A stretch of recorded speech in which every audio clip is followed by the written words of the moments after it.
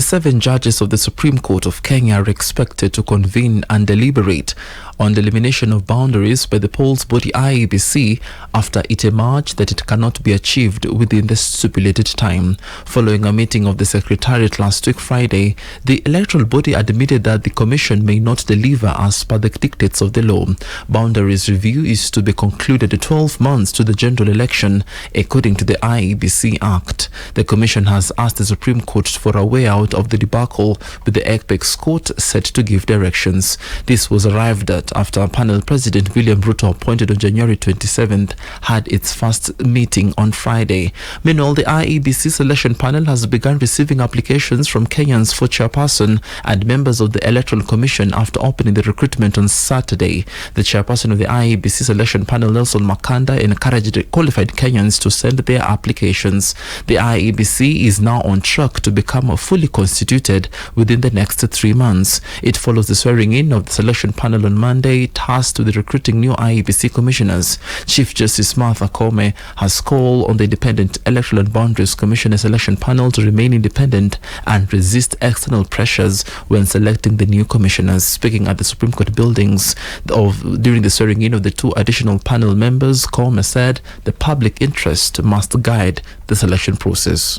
In constituting for Kenyans, an IEBC is foundational to the strength of our democracy, because the credibility of elections define the stability of our nation, and the history that we have gone through since independence has shown us when elections are free, fair and transparent, our country flourishes.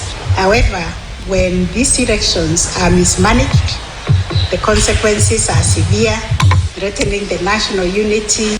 By-elections, the elimination of boundaries and the appointment of the new commissioners are priority issues the IEBC team is expected to address once the new commissioners steps into office. Pearl Newsbeat. And the Kenya Medical Practitioners and Dentists Union KMPDU has threatened to instruct its members to go on strike in the next 2 weeks over the non-implementation of a return-to-work agreement with the county governments. The union says that a court order to promote doctors and provide health insurance to medical practitioners has not been honored.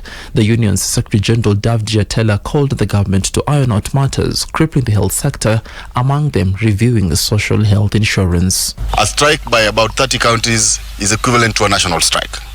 And the owners of this strike and the back of the strike stops at the county chiefs, the governors, who have turned the other way and failed to implement their component of the return to work formula of May 2024. Element of social health authority that it does not provide health care for workers or for Kenyans in the level 4 and level 5 and level 6 facilities in the outpatient setting is making many Kenyans to actually suffer.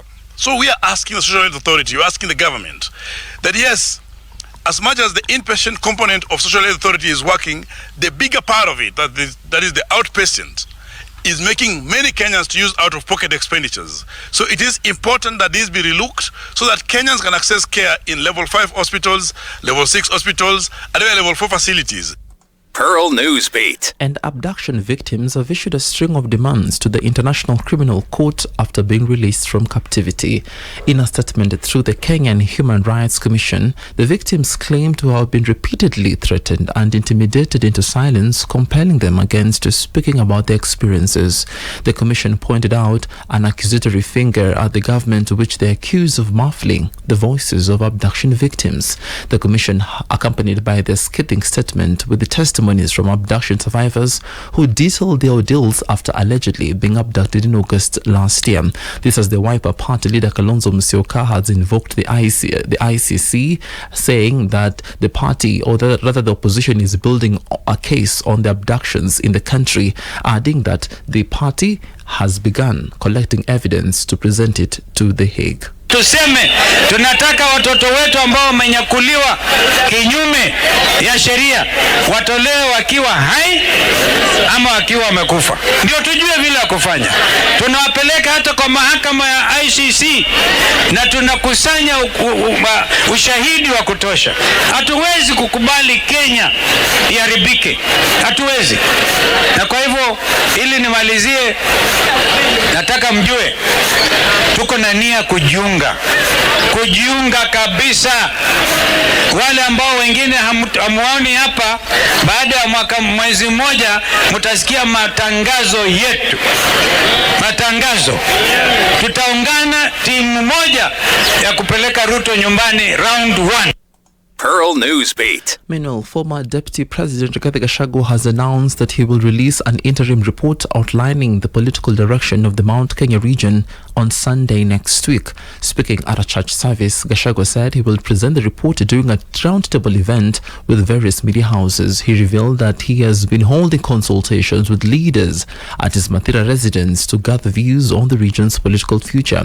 Gachagua noted that the consultations have extended beyond the Mount Kenya to include delegations from the Ma, Kisii, Nyanza and the West Kenyan regions. Pearl News Beat. And in Burkina Faso, Captain Ibrahim Traore made history as the first person to receive the newly introduced AES passport just 2 days after Burkina Faso, Niger and Mali celebrated their official exit from the West African Economic and Monetary Union ECOWAS. This symbolic moment comes at a time of significant political and economic shifts in the region. The new AES passport is seen by many as a step towards strengthening unity among the three countries, especially in light of the departure from ECOWAS. On the streets of Ouagadougou, locals express hope that the AES passport will help combat the spread of misinformation about the region. Many are optimistic that the new travel document will provide a clearer picture of their country's capabilities and potential. Pearl Radio, the home of fresh and classic hits.